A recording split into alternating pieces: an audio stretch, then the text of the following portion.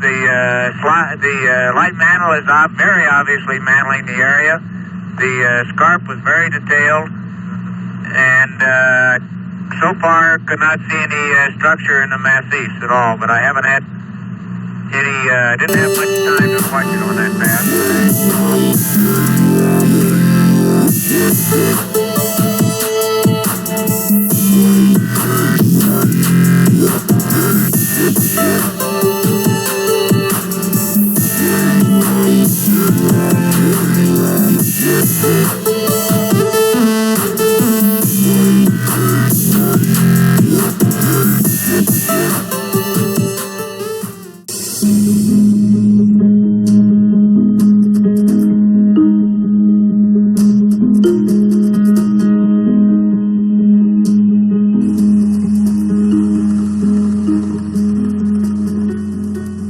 This image here is a high-resolution image of Saddle Rock, which is approximately 150 feet from the edge of Cone Crater. This is where Apollo 14 astronauts took a 40-minute delay to collect samples, so this area must have been like really, really important. Now, as we do a close-up of the high-resolution image,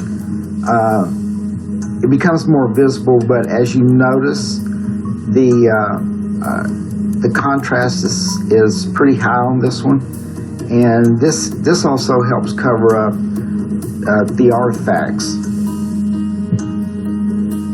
Now, this image here, if you want to look at these images, here's the number AS14 68 94 52.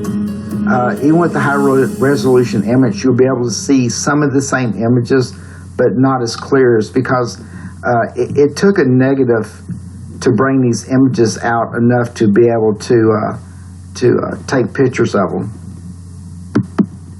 Okay, here's a high-resolution image, but this one's been taken from a negative. Now, originally, when I called NASA about a negative, they said they did not have a negative for Saddle Rock because the negatives were in the can and they had deteriorated. And I did remind them that all the pictures that came through NASA, there was duplicates put back to preserve these images. And the lady at the media center said she would check into it, but she doesn't think there was any negatives at all on Saddle Rock. About 6 months later, a brown envelope ended up on my imaging person's desk, and she called me and told me she didn't know how it got there. She didn't know who sent it to her, except it just had a return address, which was the media center at NASA, to return a negative after we got through with it. So what we're going to do is we're going to look at the different artifacts which are in pictograph form, which tells somewhat about Earth's history. Now on E, disregard that. We were not able to pull the image on it. F here, it looks like a face, and actually it is, and I'll go into a little bit more explanation on that in a minute. Right here, let me enlarge that for you just a little bit. I'm going to explain it to you just a little bit. Okay, this image here is part human and part animal. And according to the Sumerian text, when the Annunaki was taking primitive man, they were trying to mix it with different species, especially animals, to come up with some type of worker for them, or a slave. Now also, I want you to notice while we're talking, see how this area here is blurred. And that's because this has been airbrushed, completely airbrushed across.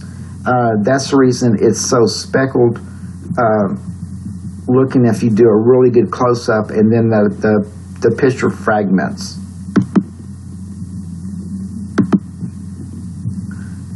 Okay, now here is a face of an Annunaki, And we'll do a close-up, and I'll show that to you a little bit better. This is a giant here. We did pretty good on the imaging. It's not perfect, but for being over 250 million years old to 500 million years, even though it's deteriorated, we will get quite a bit of detail. You're going to notice in the other images that there's a male Annunaki here and a female Annunaki here, and that this giant is sitting in a throne chair. So the first image we want to do is we want to do what I call the sword that's inside of a sheath. So let's take a little bit closer look at it. And as you notice, the image kind of comes apart a little bit, just the way it was processed and hidden from the public. So I went through and colorized it, and that is all the alterations that was done, was the colorization and just removing the excess brightness off of Saddle Rock. So let's colorize it. And then you can see the full details, the handle here, and you have the blade. I guess when the structure fell over, the handle broke away from the blade a little bit, but for the most part, it is intact, and this is the sheath. Now, the sheath did have an image of a person on it, but we didn't take it because we couldn't get a clear enough shot, and I want these shots to be clear enough to be able to discern what they actually are. Okay, we're going to look at Saddle Rock again. And as we already know, this actually was an entranceway into Cone Crater, and this actually isn't a rock. This is metal. To understand what the surface of the lunar surface looks like and how deceptive it is, you need to go and look at Glass Stones on the Moon Part 1, and that gives a really good explanation on how these artifacts are hidden up. Okay, now we're going to go to this area here.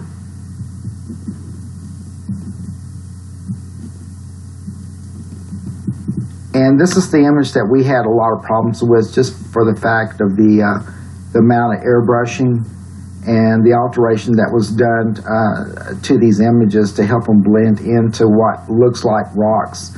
The male Annunaki has ethnic features, has curly hair, has a wider nose. Right through here, this right here, where you can hardly see it, is part of the structure that fell over and hid part of the lower part of his face, but you can tell definitely that that is a face of the Annunaki. Now, this portion was actually over the top of this before the structure fell over and it broke away. And what this signifies is the ranking order of the Annunaki here on Earth. The male ruled the females, and then the females ruled the giants. And also in this picture, you're going to notice there's a Annunaki. They're approximately 7 to 8 foot tall, and the giant sitting in the throne. And I'm going to show you the throne and how this represents the rulership. So this giant, according to the scale here, is about 21 or 22 feet tall and weighs over 2 tons. So now we're going to go do a little bit closer image. You can tell there's she's not real discernible, but it's a Annunaki female. She's naked, sitting next to the giant with her head turned to your left here, and we'll do a close-up of it. It's faint, but you can see she has her eyes closed. She has the ethnic nose, the curly hair. Her breast can be seen a little bit.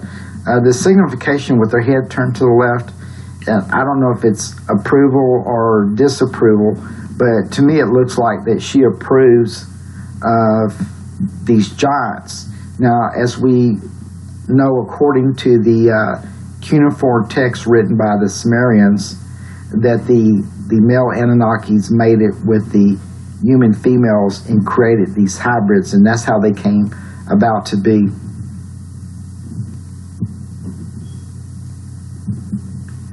Okay, now we're going to go to the color image. And let's enlarge it just a little bit. Okay, it's blurred here because I magnified this a little bit to make it a little bit clearer. Let me drop the image down a little bit.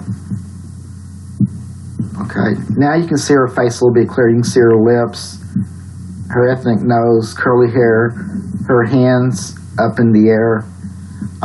You also notice the crown on the giant.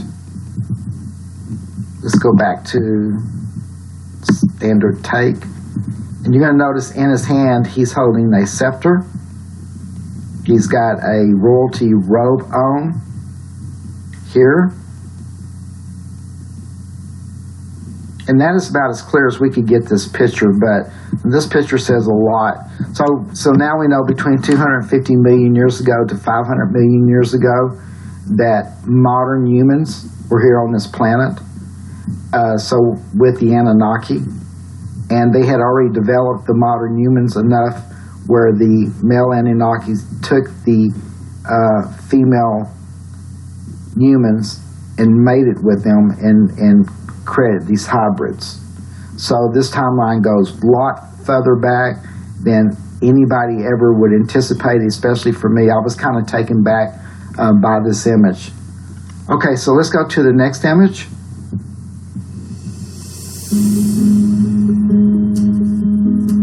Okay, now we're going to go back to Saddle Rock, and we're going to go to B one more time and just take a quick look at it and see it a little bit better, but not much.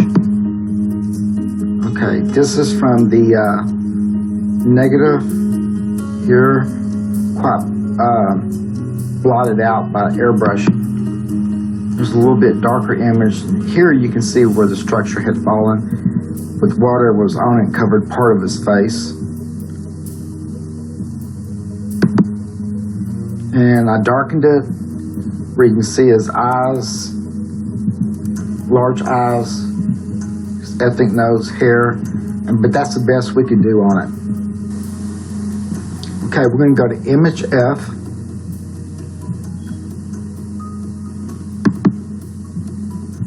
And now begin to see the face I was talking about, the mouth, the nose, and the eyes, and the ear. We're going to get just a little bit closer.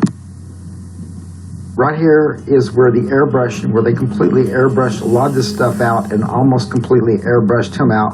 But I was able to pull up details on it. This is just one of the images that no matter how you work it, you couldn't get through the airbrushing on it.